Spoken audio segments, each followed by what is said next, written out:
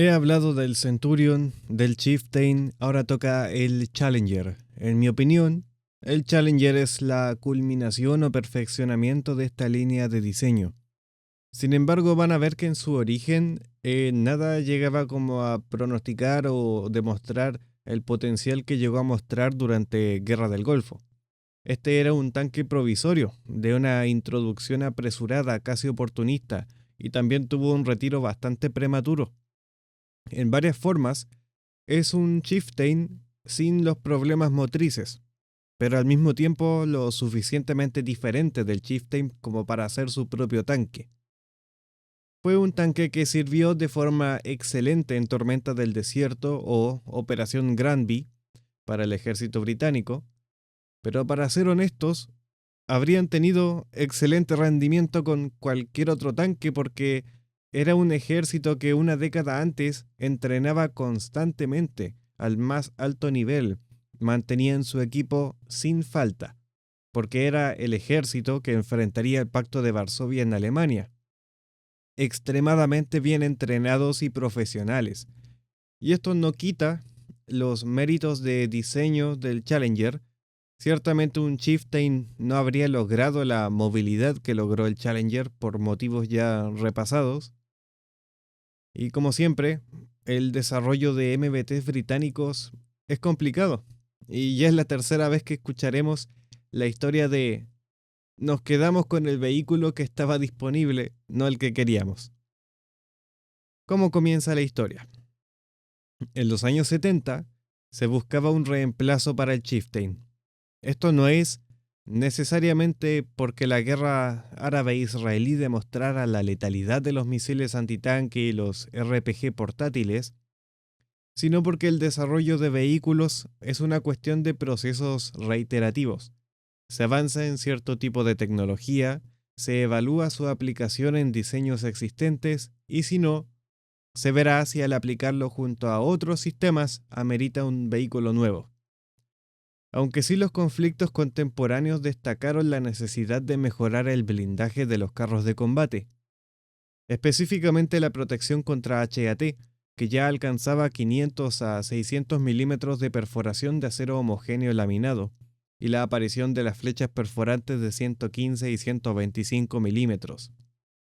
En Gran Bretaña, el doctor Gilbert Harvey, un científico en Rarde, realizó un interesante descubrimiento al investigar la manera de proteger estanques de combustible incorporando estructuras compuestas de ciertos materiales destinados a inhibir la naturaleza explosiva del combustible. Se descubrió que el chorro HEAT disminuía considerablemente su efectividad al interactuar con este blindaje. Seguido ya de más investigaciones y con el paso de los años, que por supuesto que esa tecnología no era aplicable porque era muy cara en la época, me refiero a los 50, a los 60, se llegó a crear el blindaje compuesto llamado Burlington, aunque popularmente conocido como Chovam, se incorporó en un tanque experimental llamado FV4211, el cual estaba basado en el Chieftain. Vean esta imagen. Corresponde a un estudio en el que se evaluaba la factibilidad de instalar el blindaje Burlington en el chasis del ya existente Chieftain. Y en esta otra imagen se nos muestra que Burlington es una serie de placas de acero y polímero. No tiene nada que ver la cerámica, como dicen por ahí. En esta foto a la derecha está el Chieftain y a la izquierda está el FV4211. Automotrizmente son iguales, pero el prototipo tiene una forma muy familiar, ¿cierto? Eso es porque es la forma de un tanque moderno con blindaje compuesto. Como son paquetes instalados encima del marco de acero original y por la forma que les mostré antes, bien difícil curvarlo. Sería de hecho innecesario. También si miran el puerto del conductor verán que literalmente es el puesto de conductor del Chieftain, porque él lo heredó directamente. Pero el FV4211 sería cancelado, porque el gobierno británico y Alemania decidieron juntarse para desarrollar al futuro MBT, que reemplazaría tanto al Chieftain como al Leopard. El atractivo de este tipo de empresa es una económica, porque nace de la estandarización dentro de la OTAN y el costo de desarrollo compartido. Eso tiene sentido porque si piensan, por ejemplo, en lo que cuesta desarrollar las partes de un tanque, es buena idea dividir la carga y el costo para simplemente unir todas las partes al final. Pero si han seguido la historia de los desarrollos conjuntos militares, eso nunca resulta ser tan fácil, en la mayoría de las veces no resulta y este tampoco fue el caso. Un poco de tiempo después estallaría la guerra del Yom Kippur y para resumir, muchas personas y máquinas murieron. Hubo dos motivos principales para las bajas de tripulación. Las líneas hidráulicas que mueven la torre se rompían y quemaban a los tripulantes.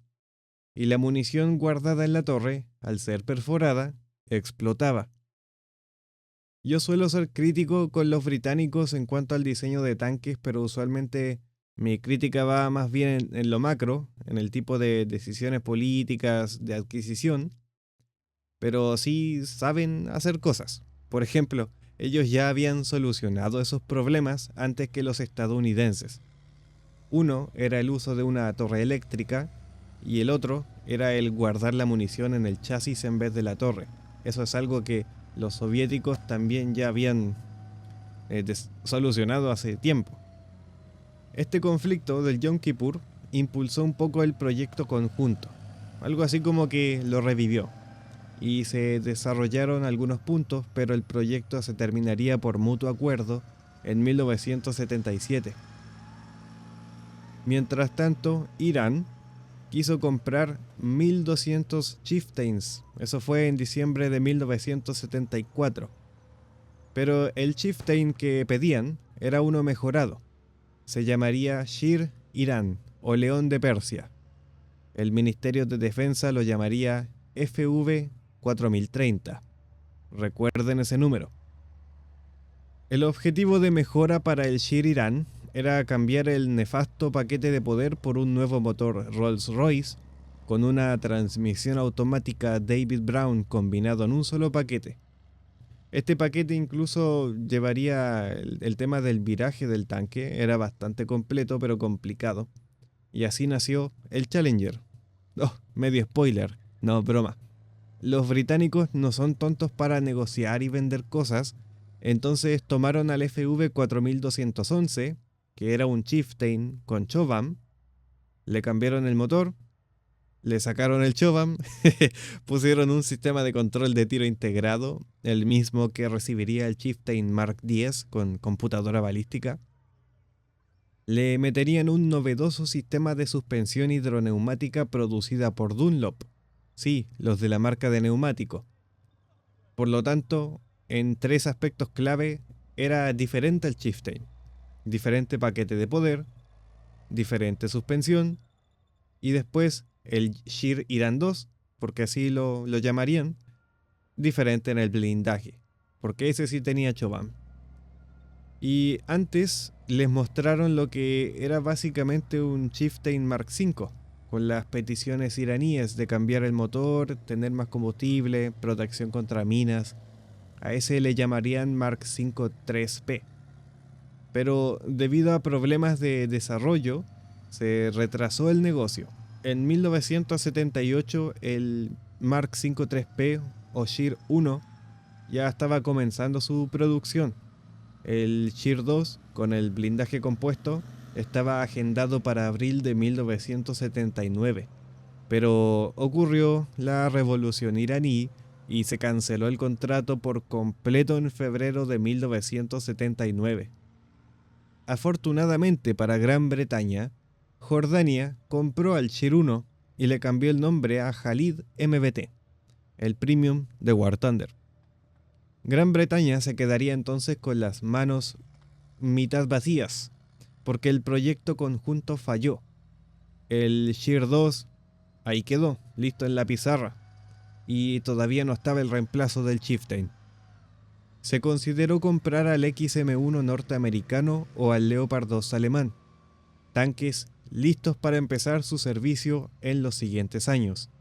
Comprarlos habría tiqueado este requerimiento de estandarización con la OTAN, pero no sé si esta es una justificación potenciada con té negro u orgullo imperial británico, pero lo que pensaron fue, acorde al libro de Simon Dunstan, bueno, el Chieftain tiene que ser reemplazado terminando los 80. Para entonces, este Leopard 2 y XM1 van a ser bastante viejitos para nosotros y no van a satisfacer nuestros requerimientos. La solución: usar al Shear 2. Estaba listo para finalizar su diseño. Era básicamente un Chieftain con esteroides, entonces el mismo entrenamiento. Se usaba la misma munición. Todo bien.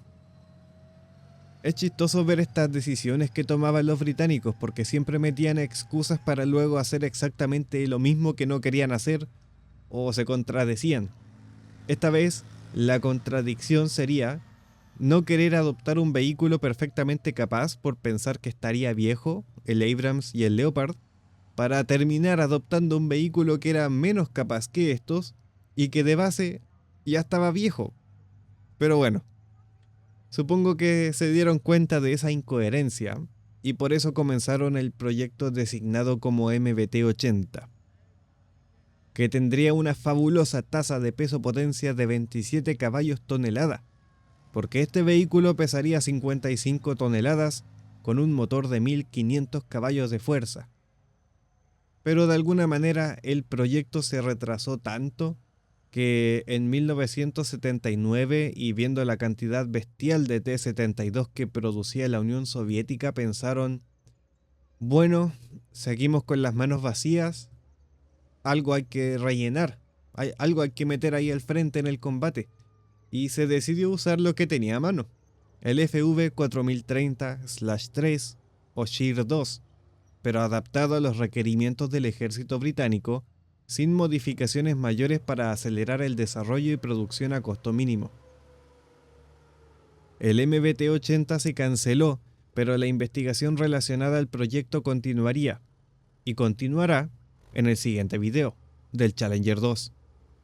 Pero este video es del Challenger 1, y se puso una orden de 243 unidades, suficientes para equipar a 4 regimientos blindados.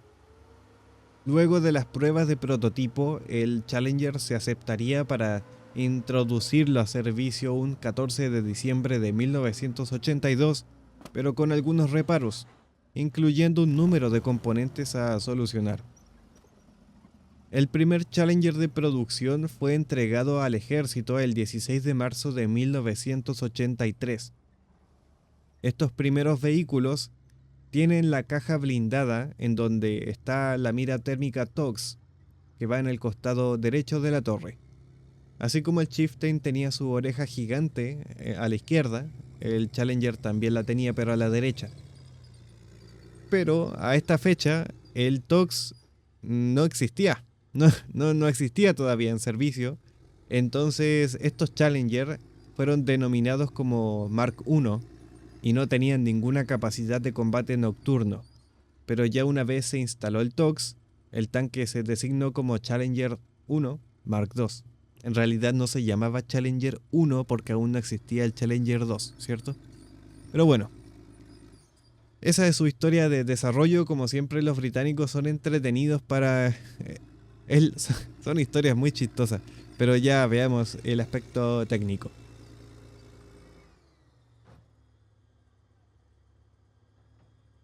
Comencemos con la suspensión porque el Centurion y el Chieftain usaban de tipo Horstman, que se compone básicamente de un bogie con 2 ruedas que se amortiguan mediante un resorte helicoidal. Un diseño súper clásico en una época donde ya se introducían las barras de torsión. En el Challenger tampoco se usa barra de torsión, pero se usa algo debatiblemente mejor. Un tipo de suspensión hidroneumático, que mejor sería llamarlo hidrogas, para así diferenciarlo de los modernos porque no tiene un control computarizado que le permite cambiar de postura o una adaptación al terreno en tiempo real como MBTs modernos. Este aspecto es uno de los menos conocidos del Challenger 1, pero en mi opinión es importante y uno de los mejores aspectos de este tanque. Mejora la ergonomía de la tripulación al reducir vibraciones y movimientos bruscos en un vehículo que de por sí es ya apretado para todos, menos para el cargador. Es de hecho por este componente que el Challenger 1 tiene mejor letalidad que el Chieftain. De no tenerlo, tendrían exactamente el mismo poder de fuego. Y eso me lleva a pensar en la supuesta baja de larga distancia que nunca ha sido verificada, por cierto. Ese es un tema. Pero por dar un ejemplo, si la baja fue estando quieto, el Chieftain, equipado con TOGS, habría logrado la misma baja que el Challenger 1 a la misma distancia. Porque es el mismo cañón, es el mismo FCS. Pero, si la baja fue en movimiento, a tal distancia el Chieftain no habría podido, puramente por la diferencia que hace la suspensión, especialmente a tal distancia, que se cita como 4.1 kilómetros.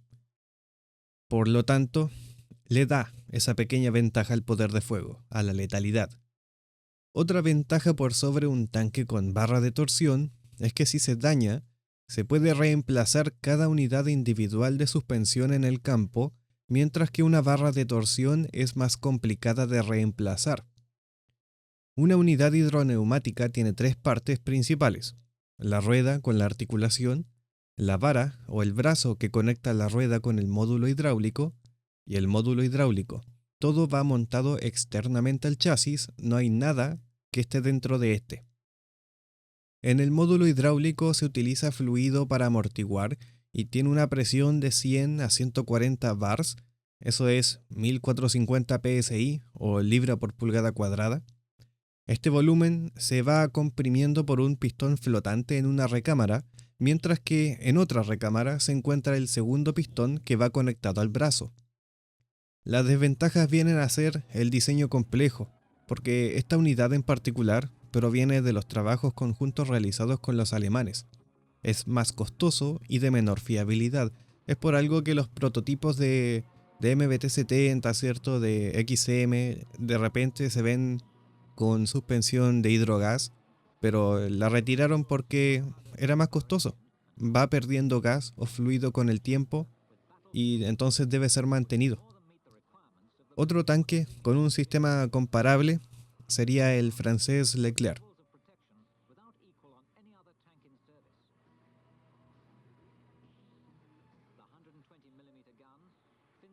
El siguiente aspecto es muy importante y mucho más discutido: el blindaje Burlington. El blindaje compuesto como este tiene el objetivo de lograr un nivel de protección superior al blindaje monolítico pesando menos, porque el peso siempre es un factor en el blindaje, no importa por dónde se le vea, igual que el volumen. El blindaje Burlington del Challenger 1 fue optimizado para enfrentarse a las ojivas HAT, pero también tiene un nivel de protección decente contra flechas perforantes. Este es un clásico video británico demostrando las capacidades del Chovam. La prueba muestra una placa monolítica de acero y el Burlington a 60 grados. Se utilizó un tiro APDS de 120 milímetros que está calibrado para impactar a una distancia de 1200 metros. La segunda prueba es una ojiva de 127 milímetros HAT. Ambas municiones perforan la placa de acero convencional, mientras que el blindaje compuesto resiste repetidas veces el impacto de estas municiones. Y un factor omitido es como... Omitido me refiero como popularmente, es la capacidad que tiene este blindaje para detener múltiples impactos y en mucha proximidad entre cada impacto. Eso es destacable. El nivel de protección que consigue el Challenger en su arco frontal, acorde a un documento de clasificado, es de 300 milímetros contra flechas perforantes y 580 contra HAT en el frontal del chasis, y 350 contra flechas y 900 milímetros contra HAT en la torre.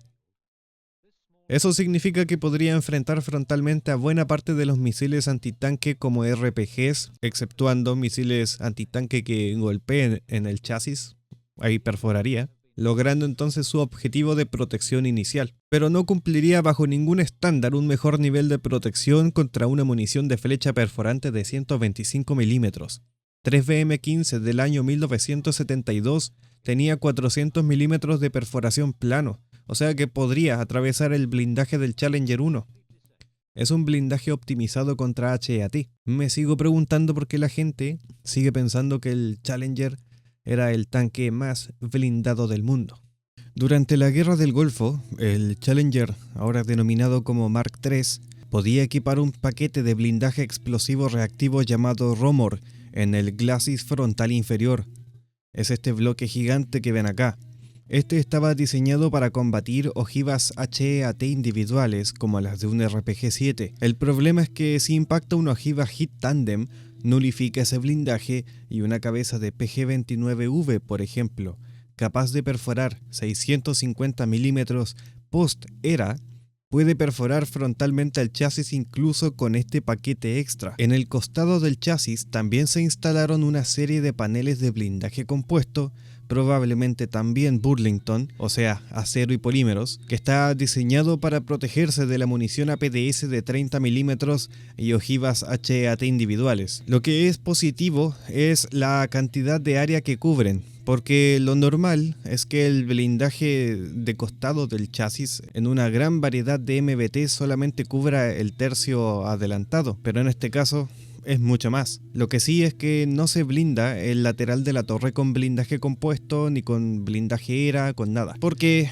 eso significaría también subir más el peso, y ya con el paquete de guerra del Golfo pesaba 70 toneladas. Y hablando de peso, creo que podemos volver un poco a la movilidad, y olvidé mencionar que el peso base del Challenger 1 es de 62 toneladas. ¿Por qué si en el Chieftain el talón de Aquiles era el motor? Entonces, ¿cuál usa el Challenger? El Challenger usa un motor Perkins CV12 de 26,1 litros diésel de 1200 caballos de fuerza, acoplado a una transmisión David Brown TN37 con 4 cambios hacia adelante y 3 en reversa, otorgando una velocidad máxima de 56 km por hora y una reversa de hasta 36 km por hora. Al pesar 62 toneladas, esto le entrega una tasa de caballo tonelada de 19.3 y una presión terrestre cercano al 0.9 kg centímetro cuadrado. Me parece que tanto la tasa de caballo tonelada y la presión terrestre se encuentran en las peores métricas de los MBTs occidentales, más comparable con los soviéticos, pero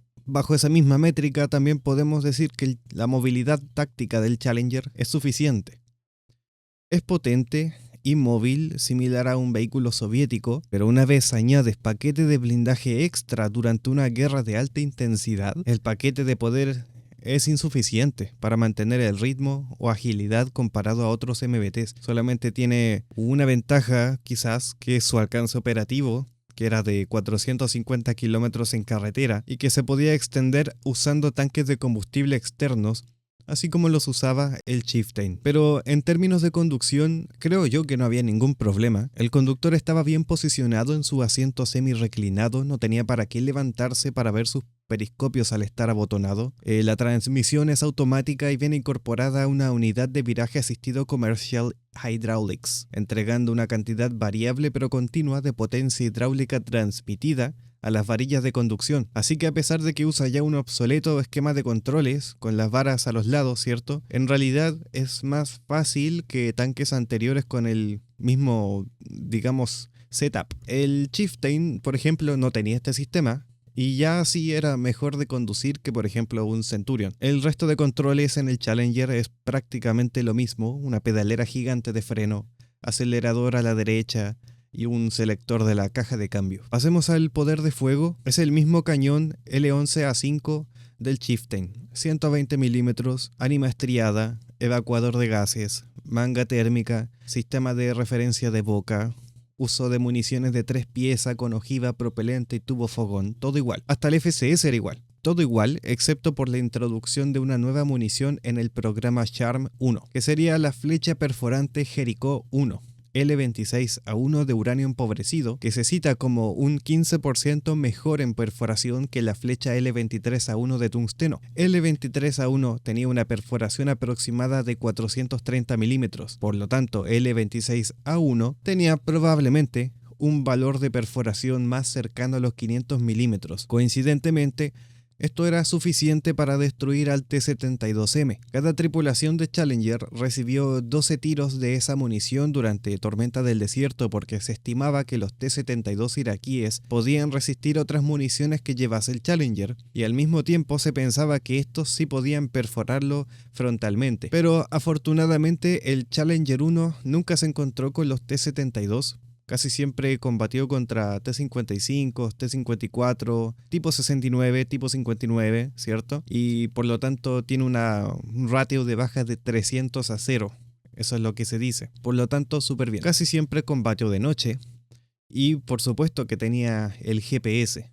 Un montón de factores que llevaron a esta conclusión de resultados. La mira térmica TOX era una enorme ventaja. Y TOX es una mira térmica de primera generación que funciona a 60 Hz con una resolución de 576 x 700. Usaba el módulo común TICM segundo y es una mira que cumple bien su trabajo de adquisición de blancos. El comandante tenía un repetidor de la mira del artillero, pero sin capacidad Hunter Killer y sin su propio visor nocturno, dependía del repetidor. Eso es como malo. El problema del Challenger es que su FCS era básicamente el mismo FCS integrado del Chieftain, y es debido a este factor y no el de la mira que el Challenger tuvo un rendimiento pésimo, de hecho peor que el M60 en una competición de 1985 y en 1987. En esta tabla pueden ver que el porcentaje de precisión del Challenger era de hecho el peor, y eso es por un menor nivel grueso del FCS